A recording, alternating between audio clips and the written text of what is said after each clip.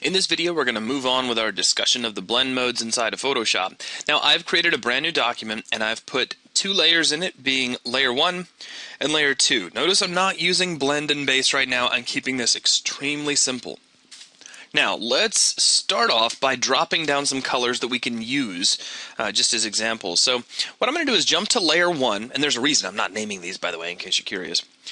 I'm going to grab my foreground color swatch and set this to a shade of red. I'm not going with 25500 red, so it's a little bit toned down, but not by much. Next, I'm going to grab the paint bucket tool. You can grab this by clicking on the gradient toolbox if you see it, or just by the paint bucket tool itself, but it's located in this group. So if what you see is the gradient tool, hold down the mouse button and choose the paint bucket tool, or just hit Shift G until you see that little paint bucket. And with layer 1 selected, I'm going to click and fill this whole box with a brilliant red.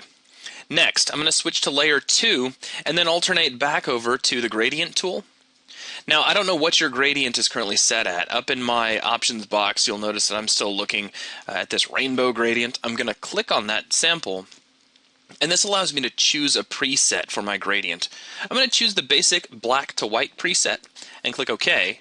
Then, holding the Shift key, I'm going to drag from left to right across my document, and that's going to put down a nice big wide gradient that goes from black to white. Now, this is why I did not name either of these layers base or blend, because I'm actually going to alternate between the two. This next set of blend modes that we're going to be talking about spans from overlay down to hard mix, and the nature of these blend modes will change on a few things. It'll change depending on the overall brightness of the blend color versus its darkness, and the behavior will flip-flop based on that. So if you have a bright blend color, then you'll get one response. If you have a darker blend color, you'll get an entirely separate response, which is why we're using a gradient. At the same time, the order in which you lay these two colors on top of each other will also change the behavior. So I want to give you kind of a heads up about how that works as well. So for starters, let's take a look at overlay. We'll start off by setting layer 2 to overlay. It's currently stacked on top of the sheet of red. And here's what we get. You have to look really closely, and it might not even translate very well to video, but the left-hand side of our document is slightly darker. What overlay is actually doing is screening or multiplying based on the difference between the base and the blend colors, meaning this can both lighten and darken based on that difference. Now, with the gradient on top and the gradient set to overlay, we do not get much of a reaction. However, if I set the gradient back over to normal, and then I reverse the order of these two layers. So let's just put the red sheet on top and then set the red over to overlay. Check out what we get. We get our full gradient. It's like a nice perfect gradient that goes from black to full red to white. I really like using overlay when I've got a grayscale image and I need to add some color to it, because it's going to maintain that nice luminosity, but it's still also going to allow you to darken in those areas where your base color is nice and dark.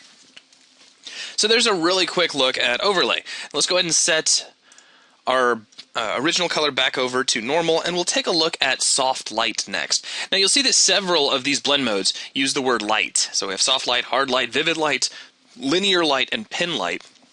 What that means is the blend color is thought of as a light source being projected down onto the base. So starting with soft light, what this is doing is burning or dodging, meaning it's either darkening or lightening, but we'll use the term burning or dodging, based on the blend color.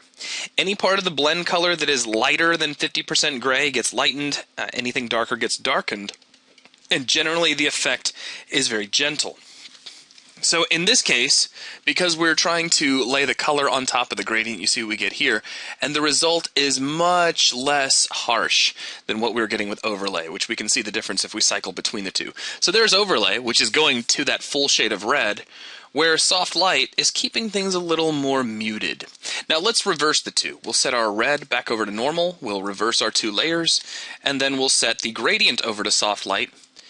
And again, we're really not getting much of a change. If you look really closely, the right side of the document is lighter than the left side, but it's extremely subtle.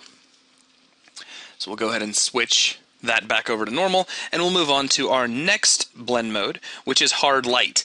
And what hard light is going to do is either screen or multiply based on the blend color, and the result is much harsher than what you saw with soft light. So here, this actually looks a lot like how overlay looked when the color was on top of the gradient. But right now, remember that the gradient is on top. If I reverse the two by setting the gradient back to normal and putting the color on top and switch that over to hard light, again, we get almost no response. So the order in which these layers are stacked on top of each other is going to make a difference. I want to kind of keep stressing that. So I'm going to put this back on top. We'll set our color back over to normal. And our next blend mode is vivid light. Vivid light is going to burn or dodge by adjusting contrast. So instead of just multiplying or screening, it's actually adjusting the contrast of the colors. Where the blend color is 50%, where the blend color is lighter than 50% gray, contrast is going to be decreased. So where it's lighter, contrast is decreased. Where it's darker than 50% gray, the contrast is going to be increased. So we'll go ahead and switch this on, and you can see that adjustment in contrast. We have very high contrast here, very low contrast as we get over to the lighter side. Now if I reverse those by setting the gradient back over to normal and reversing my two colors,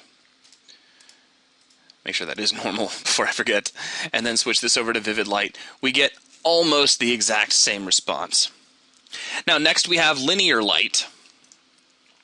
Now linear light with the color on top is a very, very subtle effect. We are getting a little bit of trace darkening here on the left-hand side, but let's go ahead and switch the color over to normal, and we'll reverse our two layers again, and this time we'll set linear over to this side. Now what linear is actually doing is burning or dodging by adjusting the brightness. So it's just adjusting that brightness color channel to give us a result. And obviously it's working a whole lot more dramatically, a whole lot better when we put the gradient on top of the solid color.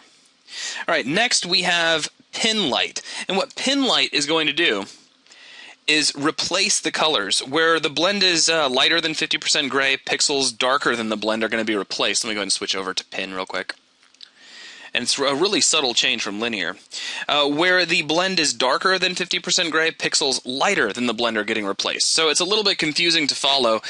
Honestly, and I'll probably end up saying this once again sooner or later, but generally speaking, all I need to know when I'm trying to choose my perfect blend mode is what each one of these sections do, and then I'll just kind of pick and choose between which one gives me the look that I'm actually chasing. So if you find yourself going, well, I'm never going to remember what each one of these does, don't stress that. That's not going to be a detriment to you at all. And then once again, in this case, if we put the color sheet on top of the gradient and switch over to pin light, the result is extremely subtle. Now our last blend mode is hard mix. Now what hard mix is going to do is add the RGB data for each one of the channels. So the red channel is added together for both colors, the green channel is added together, and the blue channel is added together. If the result is greater than 255, then it's clamped at 255. If the result is any less than 255, then that channel will receive a value of 0 or nothing at all. Now this means that all of your pixels will become red, green, or blue, or, in the case where more than one channel is set to 255, cyan, magenta, yellow, or where all three are set to either 255 or 0, either black or white. So you'll end up with red, green, blue, cyan, magenta, yellow, black, or white. Those will be the only colors visible. Now I do want to mention something, just kind of as an aside.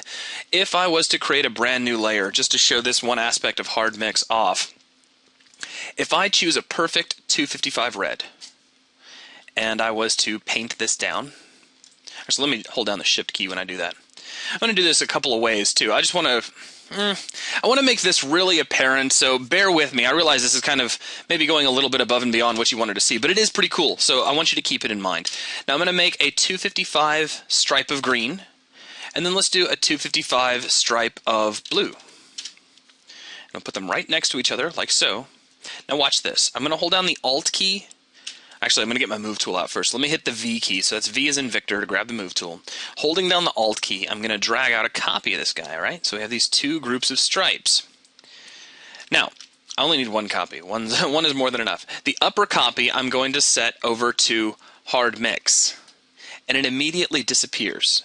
And you're not going to see any result. That's because these three colors that I drop down are completely pure. And whenever they're completely pure, it seems, I'm not saying this is true, I'm not saying this is documented, I'm saying it seems like the behavior of hard mix starts to fail just a little bit. To give you an idea of what I mean when I say that, watch this. If I do something very similar. We choose a slightly less saturated version of red, like so, and let's go down to layer 3, just like we did a minute ago. And I'll do the same thing. We'll just paint down a stripe of red, and then a slightly less dramatic shade of blue. So something right about here. And then a slightly less dramatic shade of green. So something right about here. And I do the same thing. So let's just make another copy of this layer. Actually, let me get the move tool out, hold down Alt, drag out a copy like so. I'm going to set this guy over to hard mix. And if I was to rotate this layer sideways, let me see, let's go to edit, image. No, forget me, it was under edit, transform, rotate clockwise 90 degrees, that'll be fine. And I'll switch this over to normal so I can see what I'm doing. If I stack these on top of one another, and then I switch over to hard mix, you'll notice we are getting a result. So things are certainly changing.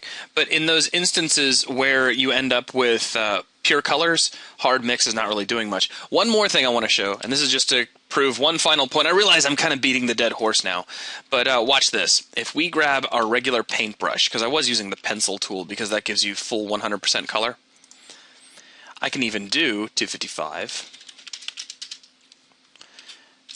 And we can paint red, and we can paint green, and then we can paint blue. Now, what's different about this example? Well, because I'm using such a soft brush, we actually have a lot of values in here that are not pure green, not pure red, not pure blue. And if I was to copy this off one more time, get the move tool out, Alt drag out a copy of the layer, set the upper version to, actually before I set to anything, let me rotate this. I'm going to hit Control T, which is transform, and I'm going to rotate this sideways. It doesn't have to be perfect, so just something so that they're laying over each other like so. Again, that's Control T, and then just drag at the corners, and it'll rotate around for you. And then if I set this over to hard mix, check out what we get.